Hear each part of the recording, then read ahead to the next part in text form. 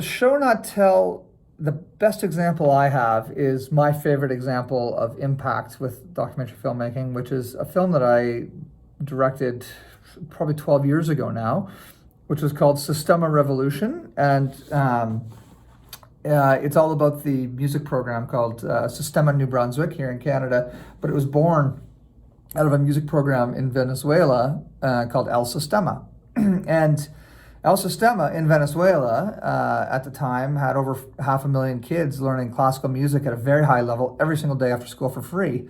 And they didn't consider it a music program. It was a social impact program where they were really giving kids that came from very low income backgrounds a sense of purpose, a talent, a skill, a sense of pride, all the important things that young kids should have an opportunity to learn. And outside of that, they learned a skill, which is playing classical music in an orchestra, learning teamwork, discipline, all of those amazing things. So the New Brunswick Youth Orchestra here in New Brunswick, their leadership team had a challenge. They wanted to become more of an inclusive orchestra. Because at the time, 12 years ago, it was a meritocracy. It still is a meritocracy. You have to be really, really good as a young person to get into the New Brunswick Youth Orchestra. But if you're coming from a New Brunswick family that doesn't have the means or the connections to get classically trained kids, because music lessons aren't cheap, right? So if you're coming from a lower income family, there's a good chance you're not being streamed into becoming an excellent violin or a violist, cellist to play in the orchestra. So the leadership wanted to bring that Venezuelan program to Canada, and they spent about 2 years trying to defend the idea that it could work. If we put a little bit of money and investment into creating a similar program in New Brunswick, it could have great impact. The problem that they came across, though, is even though they commissioned studies and paper and got all the data, everybody came back to them saying, hey, it's a great idea. It probably works in Venezuela quite well, but it wouldn't work here. So the team kept on getting these walls of, it probably wouldn't work here.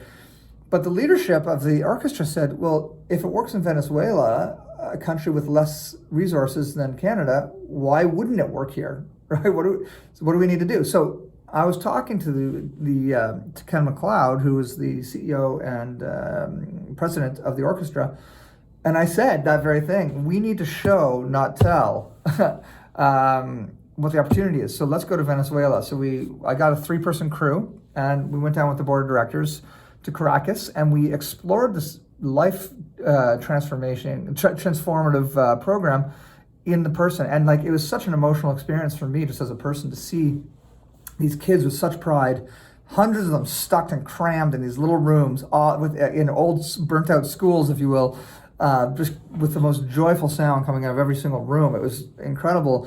And we made a very, very short film out of that footage, maybe 8 minutes long maybe. And we brought that film back, and the leadership started using that film to start defending the idea again. Instead of on paper, they used it as a pitch tool.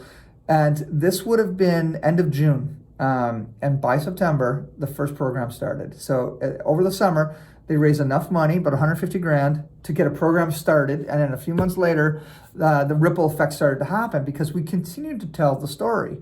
And then CBC got interested in getting Hemmings House to continue telling the story for at least a year. And once the word got out that we were about to make a piece of history happen with the Systema New Brunswick story, other people started coming on board, including government, private sector, investors, music teachers. All these people were like, this is our chance to make a real positive impact in our community. Let's do it. So a 1-hour CBC documentary was produced about the first year and a half of that program.